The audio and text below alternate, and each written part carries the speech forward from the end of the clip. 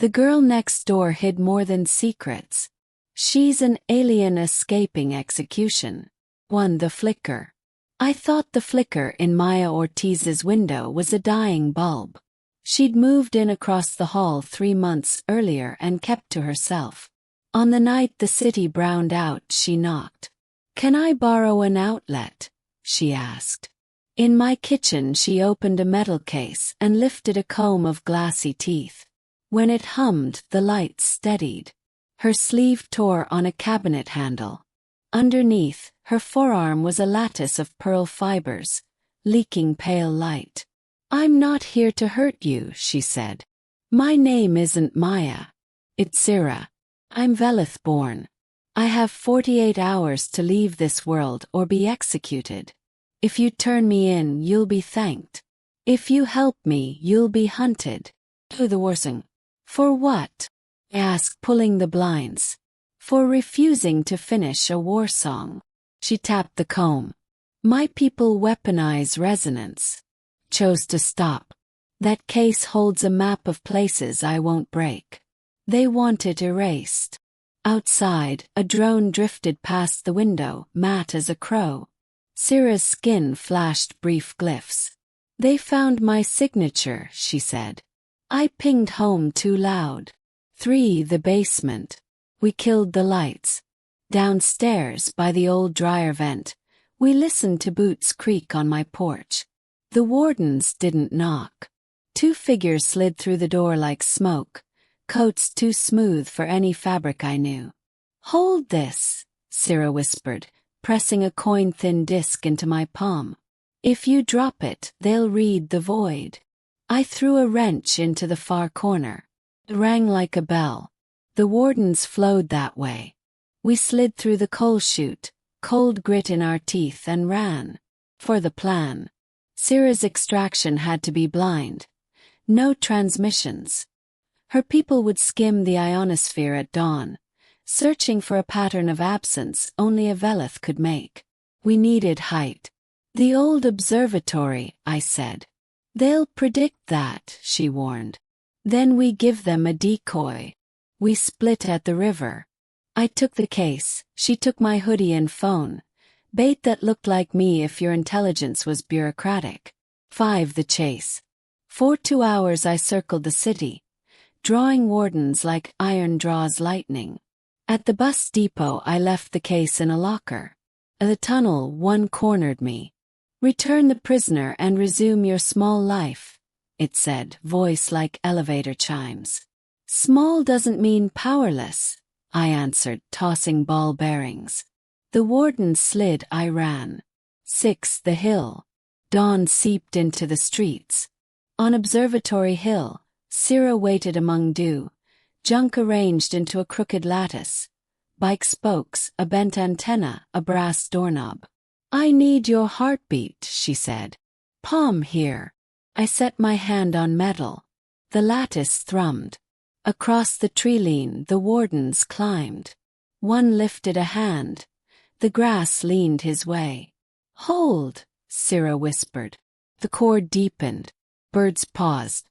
Above us the sky dimpled. 7. The stand.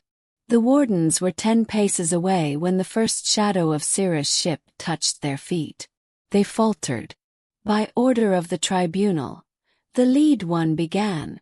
"Quiet," Sira said, and for a heartbeat she let the war song out. It wasn't violence. It was a promise sung so true the grass bowed and the wardens forgot what certainty felt like. Faces under masks flickered. Tired, human for a moment. Sira softened the note. On the horizon, a silver line opened like an eye. "The choice." She looked at me. "If I leave, they'll keep coming for you." "I can move," I said. "People reinvent themselves here all the time. I could stay." A risky idea brightened her face. "It's illegal to execute someone on a world that offers sanctuary. Your laws do that, don't they?" "We try," I said. The wardens stood blinking, their authority nowhere to anchor. Sira lifted the coin from my palm. It had left a cold circle in my skin. 9. The ending. The ship did not descend. It acknowledged, a breath of wind, a pulse like my own heartbeat, then kept moving. Syrah folded the lattice, pocketed the comb, and stepped back from the hill's edge.